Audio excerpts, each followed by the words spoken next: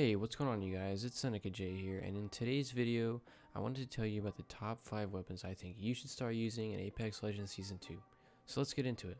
Alright, so I want to start off by saying that this list is in no particular order, but for the number 1 spot, I have the Alternator SMG.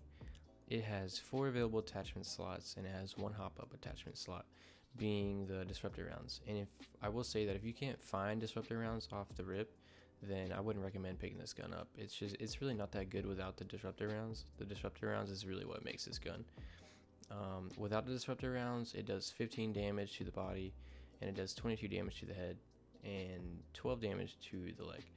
And with the disruptor rounds, it does 36 to the body, 54 to the head, and 27 to the leg.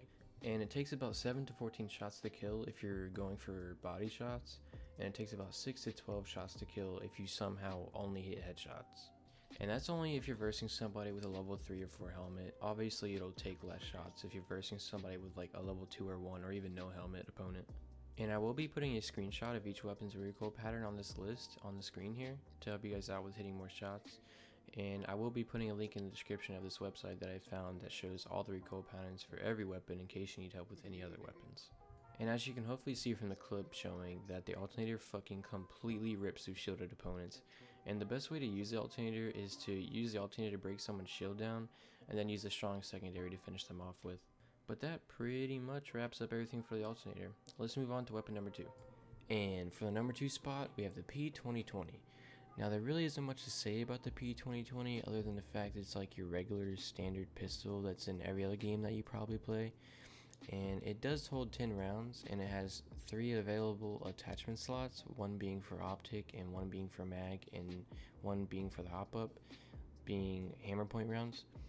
And it does 13 damage to the body, 19.5 damage to the head, and 11.7 damage to the leg. With the hop-up, it does 37 damage to the body, 56 damage to the head, and 33 damage to the leg.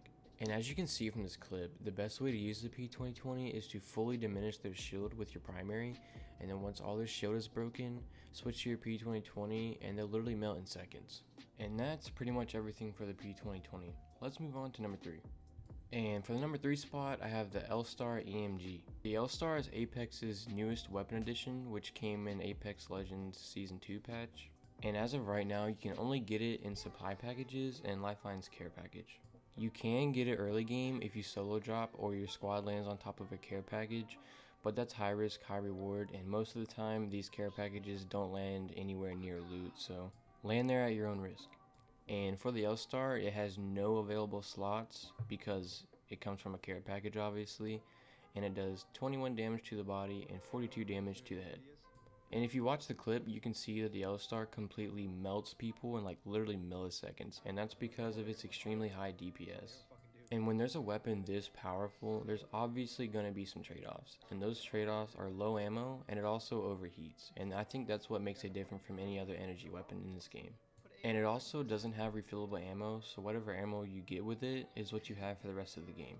So you have to be wise with your shots. You probably only have enough ammo in this weapon to kill 1 squad by yourself, and then after that you're going to have to opt out for another weapon.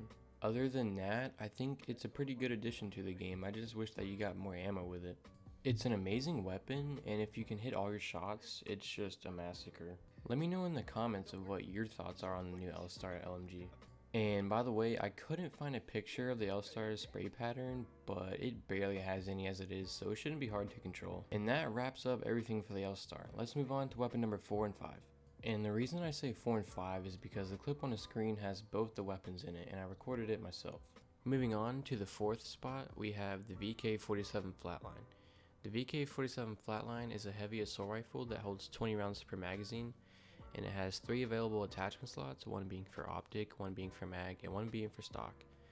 And before the latest patch, the Season 2 patch, the Flatline did 16 damage to the body and 32 damage to the head. After the latest patch, it does 19 damage to the body, 38 damage to the head, and 14 damage to the leg. And during Season 1, I don't think anybody ever hardly used the Flatline. The damage output was just really unforgiving from the recoil, but the Season 2 Flatline buff really makes it a more viable weapon. The latest buff has also influenced pros and streamers and just the community into using it more. If this were Season 1, I wouldn't recommend it at all, but in Season 2, if you can control the recoil, it packs an amazing punch. I would say, and probably many others would say, that the hardest part about learning to use this weapon is the recoil pattern. It's probably one of the most obscure weapon recoil patterns in this game, but if you learn it and are able to hit shots consistently, I would argue this is probably the best assault rifle in the game. So if you're one of those people who absolutely hate the flatline, I recommend going into a match and giving it another chance and see how you like it with this new buff. I can almost guarantee that you'll love it. And that wraps up everything for the flatline. So that brings us to a number 5 spot. For the number 5 spot, we have the RE45 Auto. And the RE45 is a machine pistol, and it's the only machine pistol currently. Without a mag attachment, it can hold 15 rounds, and it has 3 available attachment slots, one being barrel, one being optic, and one being mag, and then it has 1 hop-up attachment slot. The hop-up that it uses is the same one that's used for the alternator. It's the disruptor rounds, which breaks enemy shield faster. And damage for the RE45 without the hop-up is 11 to the body, 16 to the head, and 9.9 to the leg. With the hop-up, it's 19 to the body, 28 to the head, and 17 to the leg. Shots to kill for the body is 10 to 19, and shots to kill for the head is 7 to 17 depending on the armor. Now, just like the alternator, I wouldn't recommend using this unless you have the hop-up. If you end up finding disruptor rounds and decide to run the RE45, I would recommend using this as a primary. And I know that seems weird to run a pistol as your primary, but diminishing your opponent's shield is crucial to winning the fight. And just like I said with the alternator, make sure to have a strong secondary to take down and finish your opponent once you diminish all their shield. Using the RE45 or the alternator with disruptor rounds will greatly reduce the time it takes to kill off your opponents and help you win more gunfights and possibly help you win more matches. And that pretty much wraps up the video. And I wanted to make this video because I wanted you guys to see that these underused weapons now actually have their own place in Season 2. And after watching this video, I want you guys to go and use these weapons for yourself and see what you think. Anyways, I hope you guys enjoyed the video. If you did, don't forget to leave a like and subscribe. It would be greatly appreciated. And let me know down in the comments if this video helped you out in any way. Thank you for watching, and I'll see you guys in the next one. Peace.